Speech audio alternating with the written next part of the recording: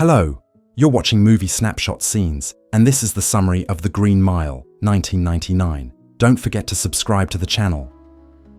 The year is 1935, deep in the heart of Louisiana. The walls of Cold Mountain Penitentiary are thick and silent, drenched in the heavy air of the Depression. Death Row is a long, green-tiled corridor, known simply as the Green Mile. It's where men take their last walk toward the electric chair. It's where hope goes to die, or so everyone thinks. Paul Edgecomb is the head guard on the mile. He's a firm but fair man, respected by his team and feared by inmates.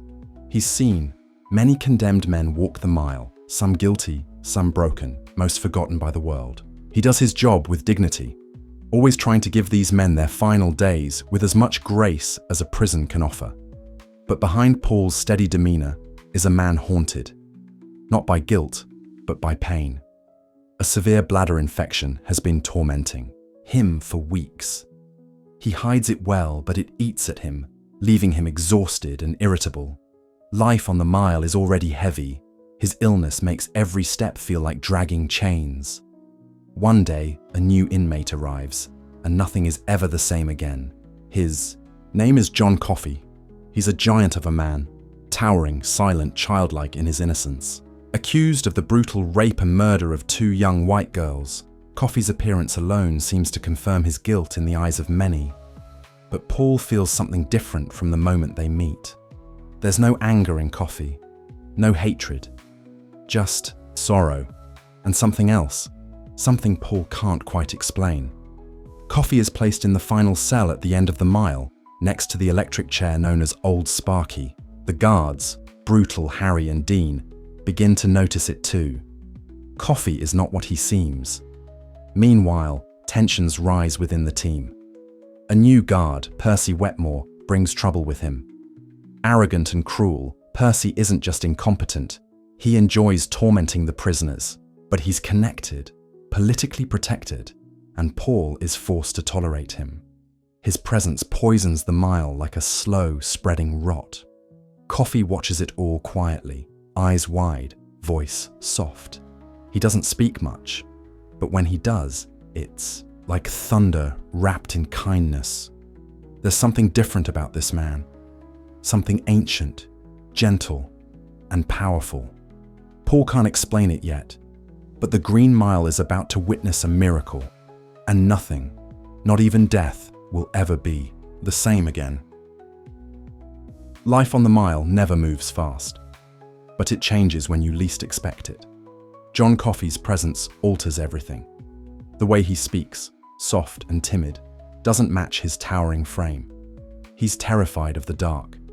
He weeps for others. It unnerves the guards, not because of fear, but because of confusion. This man, sentenced to die for unspeakable crimes, acts more like a wounded child than a killer. Paul Edgecomb watches Coffey closely. He can't shake the feeling that something is deeply wrong, not with the system, but with this case. How could a man like Coffey do what he's been accused of? The question gnaws at him day and night as his own pain from the bladder infection worsens. Still, duty calls. On another end of the mile, tensions escalate. Percy Wetmore grows crueler by the day. He taunts inmates, bullies fellow guards, and basks in his connections to the governor. Paul tries to manage him, but Percy is a walking time bomb, smirking, dangerous, and itching to be the one who throws the switch on Old Sparky. Then there's Edward Del Delacroix, a Cajun inmate recently arrived on the mile. Del is sentenced to die for a grisly murder, but like Coffey, he surprises everyone. He's eccentric, superstitious, almost comical at times. He adopts a small mouse, Mr. Jingles, who becomes the mile's unexpected mascot. The little creature runs tricks, dances between the cells, and even perches on Coffey's massive shoulder, without fear. There's something magical about that mouse, and even more about Coffey. One night, Paul wakes screaming from the pain of his infection, but instead of seeking a doctor, he finds himself in front of Coffey's cell. What happens next defies reason. Coffey reaches through the bars and places his enormous hands on Paul. There's a warmth, a buzzing, like energy flowing from one soul into another. Paul trembles. Then suddenly the pain is gone. The infection cured. Coffey gasps, his eyes wide, then breathes out a swarm of black, ash-like particles into the air. They vanish like smoke. Paul stumbles back, shaken too, his core. His mind refuses to believe what his body already knows. John Coffey has healed him. A miracle. Right there, inside death row. Nothing in Paul's life, no war, no prisoner, no scripture, has prepared him for this. The Green Mile, once just a corridor to death, now feels like holy ground. And Paul Edgecomb knows one thing for certain. John Coffey is no ordinary man. The miracle changes everything. Paul Edgecomb, once skeptical and grounded in the routines of prison life, is now a man shaken by the impossible. He's been cured, completely, instantly, by a man condemned to die. A man everyone believes is a murderer, but Paul has seen the truth with his own eyes. John Coffey holds a gift, or a curse, beyond understanding. But while Paul's faith in Coffey grows, the darkness on the mile deepens. Percy Wetmore becomes increasingly unstable.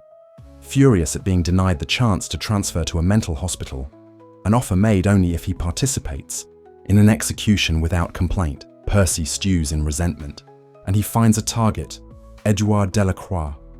Del, for all his quirks and crimes, has become something like family on the mile. He cares for Mr. Jingles, performs little shows for the guards, and prays daily.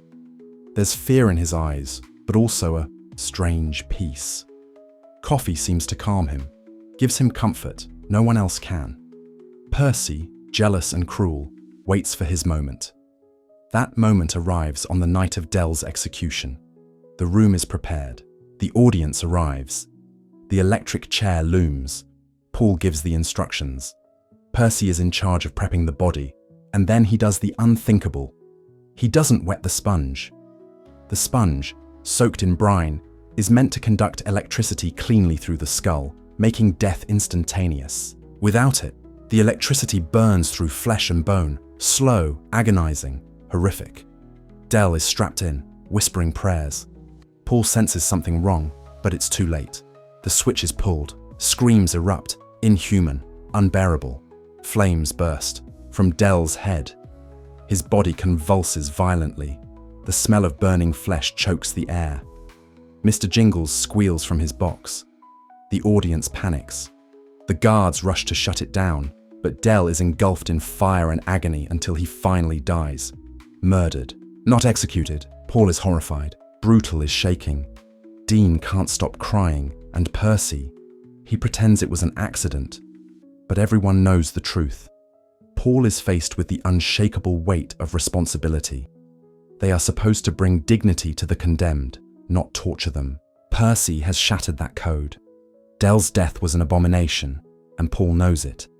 Later, Coffey picks up Mr. Jingles, burned and lifeless, and performs another miracle. The mouse twitches, breathes, and lives again, whole and unharmed. 2 miracles.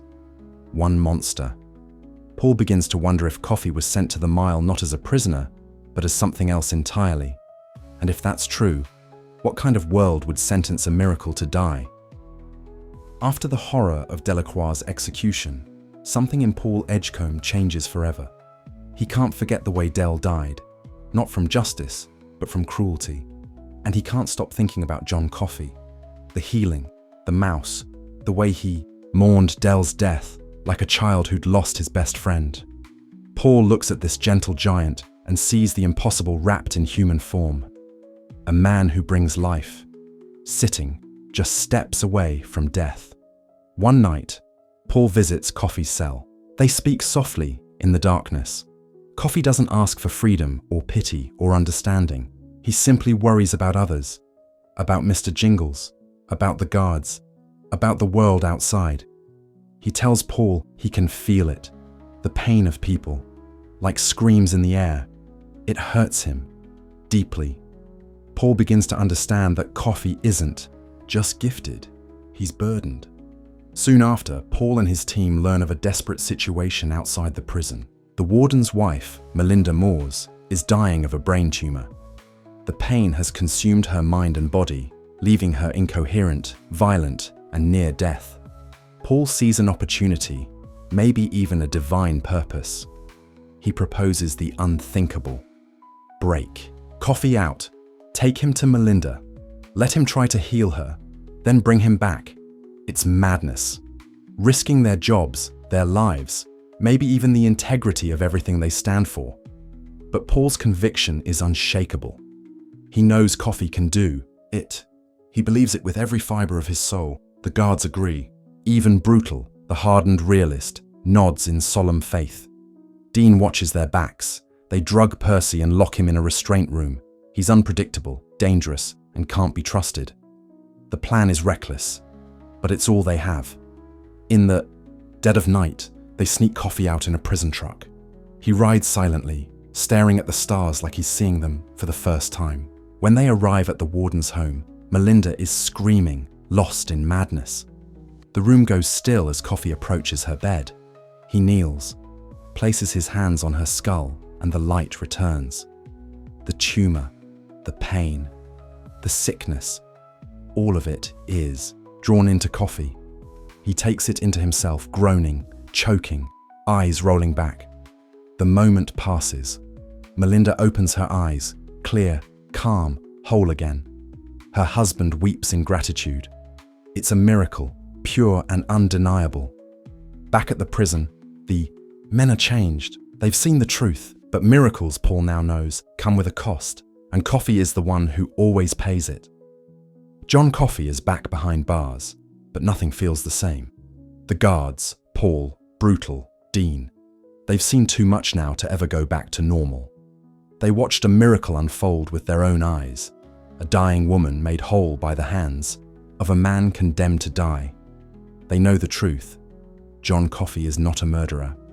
He's a gift, a mystery, a sorrowful soul who carries the pain of the world like it's his cross to bear. But time is running out. Coffey's execution date approaches, and Paul is tormented by the injustice. He can no longer pretend that this is just another prisoner, another case, another duty to fulfill. Coffey is innocent. Paul feels it in his bones, and he needs to know why. Why is Coffey here? Why was he found with the murdered girls? Why does a man who heals others carry so much grief? So one night, Paul sits with Coffey. No guards, no bars between them, just truth. Coffey takes Paul's hands, and he shares the memory. A vision floods Paul's mind, vivid, brutal, and soul-shattering. He sees it all through Coffey's eyes. The night the girls were taken, the real killer, the violence, the screams. He sees the true murderer, a man named William Wharton, a psychopath who'd been hiding in plain sight on the mile, playing dumb, mocking the world with a cruel smile.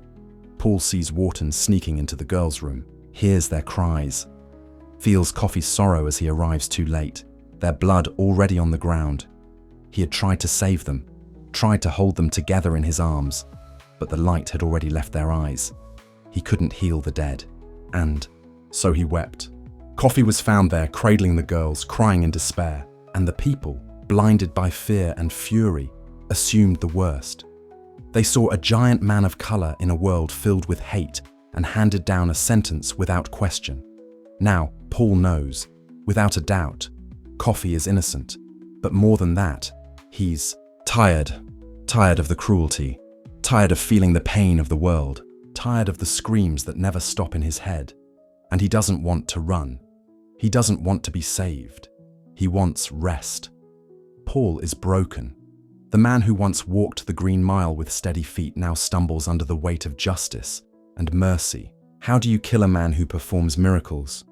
How do you send a gift from God to the chair? The answer is unbearable, but the date is set, and the world keeps turning. The execution date arrives like a silent storm, inevitable, unwanted, heavy in every breath. Paul Edgecomb wakes with a weight in his chest, heavier than anything he's ever known. Today, they will kill a miracle, a man who did nothing but heal, who bore the pain of others, who never once asked for anything in return. Today, John Coffey walks the Green Mile for the last time. The team prepares in silence. No jokes, no chatter, just somber motions, testing the chair, arranging the witnesses, setting up the room. Percy, long since removed from duty, watches from the shadows, his arrogance gone. Even he seems rattled by the quiet gravity of what's about to happen. Coffey is calm. He doesn't flinch, doesn't beg, doesn't protest. He only has one request. He asks not to wear the hood. "I'm afraid of the dark," he whispers like a child. The words shatter what's left of Paul's composure. This man, so strong and gentle, who cured sickness and raised the dead, is afraid, not of pain, not of dying, but of the dark. And Paul must be the one to lead him into it. They walk the mile together. Each step echoes like thunder down the corridor. The guards, brutal Dean, Harry, stand tall, but their eyes are wet. Mr. Jingles watches from a box nearby, the only soul spared from sorrow. The room is packed with officials and witnesses, but no one breathes. Coffey sits in the chair. The straps are fastened. The sponge is soaked. Paul looks into his eyes one last time. They are kind, tired, ready. The command is given. The switch is pulled. Electricity surges through Coffey's body, but there is no scream, no horror, just light. It's as if the air holds its breath. Something passes through the room, something invisible but undeniable. A presence, a peace. And then, silence. John Coffey is gone, but his absence fills the space more powerfully than his presence ever did. The guards lower their heads. Paul cannot speak. There are no words, only the knowledge that they have just killed something sacred. The room empties slowly, each person marked by what they've witnessed. Outside, the world remains unchanged. The sun still rises. Birds still sing. But for those who walked the mile that night, everything is different.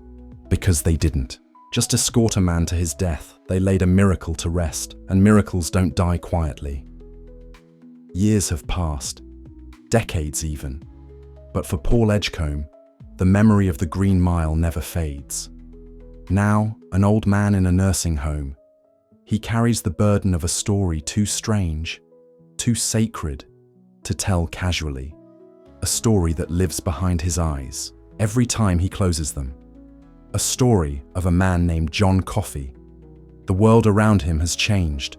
The people he knew, brutal, Dean, Harry, they're all gone. Even Mr. Jingles, the miraculous little mouse who once danced along death row, is still alive, impossibly so. He lives in a small wooden box near Paul's bed, aged but spirited. Another echo of the miracle they witnessed. Another piece of the past that refuses to die. Paul confides in a friend at the home, finally sharing his truth after so many years. He speaks not just of the events, but of the feelings, the awe, the guilt, the helplessness. He tells her everything, the miracles, the healing, the visions, the way Coffey had cried for the suffering of others, the way he had never asked to be saved. And then Paul says the hardest truth of all: he's still here, still alive, still walking, not immortal, but enduring, living far beyond his years. He believes that whatever power was in John Coffey, whatever divine thread connected that man to something greater, left its mark on him. A spark of life, a piece of that light, passed into Paul. It is not a gift, it is a burden, because while others die, friends, family, lovers, Paul lives on, carrying the memory of the miracle they destroyed, of the man they couldn't save. And with every year that passes, the question grows heavier in his heart. How long must I walk the earth for what we did? He doesn't have the answer. Maybe it's punishment, maybe it's penance, or maybe it's just the ripple of something beyond human understanding. At the end of his tale, Paul visits Mr. Jingles. He feeds him gently, speaks softly to him.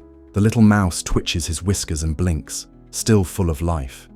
Paul stares out the window, eyes heavy with time. "I think about him every day," he whispers. "I think about how he took my pain, and how I couldn't take his." In the distance, the sun sets slowly over the trees. Another day ends, but the memory of the mile the men, the miracles, the man who cried for the world remains eternal. Because some journeys don't end with death, they echo softly and forever across the Green Mile.